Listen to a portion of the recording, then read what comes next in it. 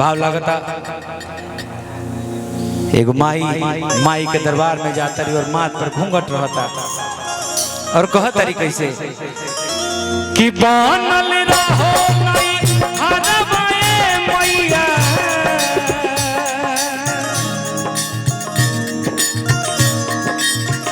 बनल रहो नहीं हरवाए मैया पापा जी के मोरा घर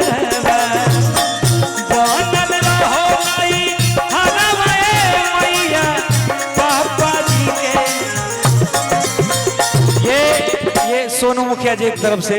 एक बार फिर से पुरस्कार आए, बहुत बहुत धन्यवाद।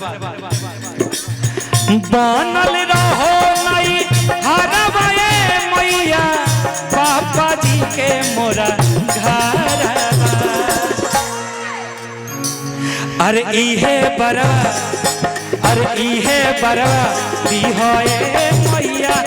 बनल रहो ससुरवा। हमारे मित्र हमारे भाई गोल्डन साई जी और हमारे छोटे भाई बनल रहो नहीं हरवाए मैया बनल रहो नहीं हरवाए मैया पापा जी के मोरा घर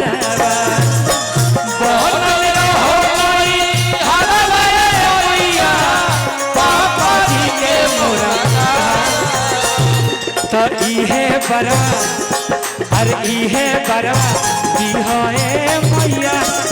बनल रहो ससुरवा।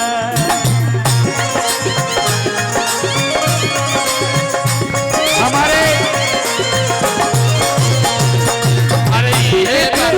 छोटे भाई अजीत हलचल जी और गोल्डन साई जी सोना खानी चमकत आदमी प्रभाकर पांडे बाबा और हमारे छोट भाई अमित उपाध्याय बोलबम और हमार मित्र और भाई अलबेला जी बहुत बहुत धन्यवाद। हलचल भाई एगो बात हम जरूर कहे के चाहो आज ऐनी हम परसों कार्यक्रम अरविंद भैया के यहाँ रहे तो यह ना आए तो ओकर पेनाल्टी ओकर केस ओकर FIR हमारे पर हो चुकल बा, लेकिन जब जज सामने बैठे हों जज तो आप लोग बानी हमने के दोनों आदमी के बीच के मामला बा तो हम जरूर कहब कि भैया कबो कबो स्थिति ऐसा हो जाला कि चाह के भी आदमी ना पहुँचेला तो ओ दिन खातिर हई भरल समाज में हमारा तरफ से क्षमा बाटे क्षमा याचना बाटे ये बात जान ले रुआ कहे कि हम स्टेज पर रहनी हो तो आते आते हम सबके चेहरा का एक्सप्रेशन देखनी है भैया के एक्सप्रेशन देखनी हो हमारे वजह लीजिए भैया के चेहरा में थोड़ा सा चार ना गुस्सा बाटे हम कहनी जे भाई रे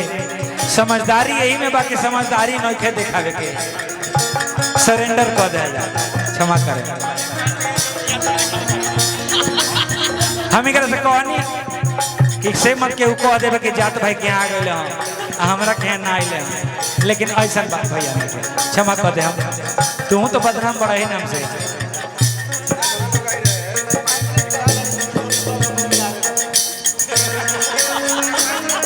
हेलो हेलो हेलो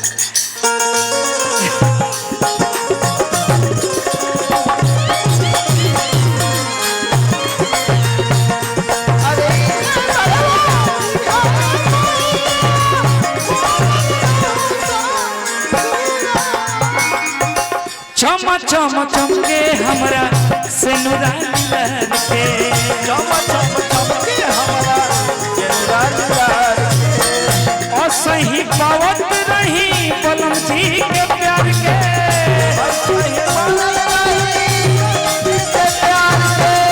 असही पावत रही बलम जी के प्यार के असही पावत रही बलम जी के प्यार के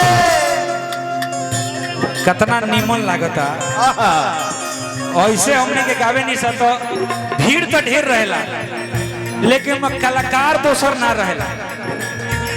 और ऐसे भी हम कहें कि न्योता कलाकार के यहाँ कलाकारें न करे जाइए, एसपी साहब थोड़े ये न्योता करे हमार अभियंता भैया। हमने के राशि ये कहो अजीत हलचल, अजीत आनंद, अरविंद अभियंता बहुत सुंदर। हम सोचले ना नहीं करो मंच पर भेंट हुई। भैया के साथ मन साझा कैल। भैया तो कहने कि हम ना सोचले लेकिन हमू ना सोचले रहने कि हमने के भेंट हो जाए। ई सब क्रेडिट हलचल भाई के मंच के जाता आई देखा है हमने के गार्जियन के आइल बाटे ना नहीं है कि हमरा अभियंता भैया के वो अभियंता भैया के रिश्तेदार है। अरे बलम जी के प्यार के नैहर में भैया ससुर में रहा खुश मोरा लहुरा देवा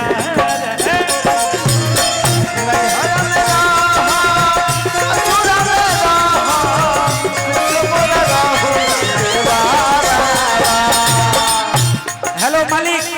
मालिक बहादुर बहादुर सुना ना। हेलो तनी हिला के डांसर में किस तक तनी हमने का मजा ना देते सो तनी तनी आ जा। नैहर में भैया ससुर में खुश मोरा लहुरा देवा नैहर में ससुर में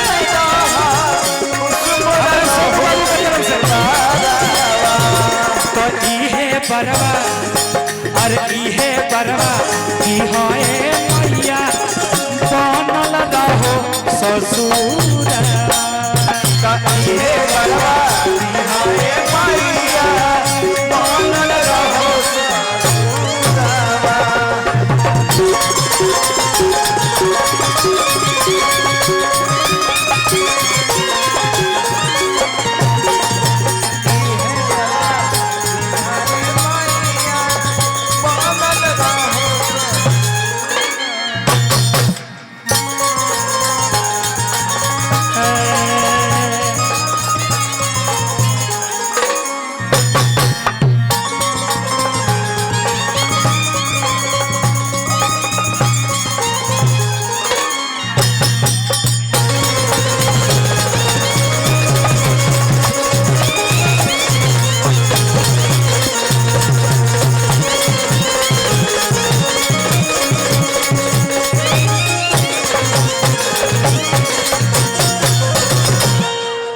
अजीत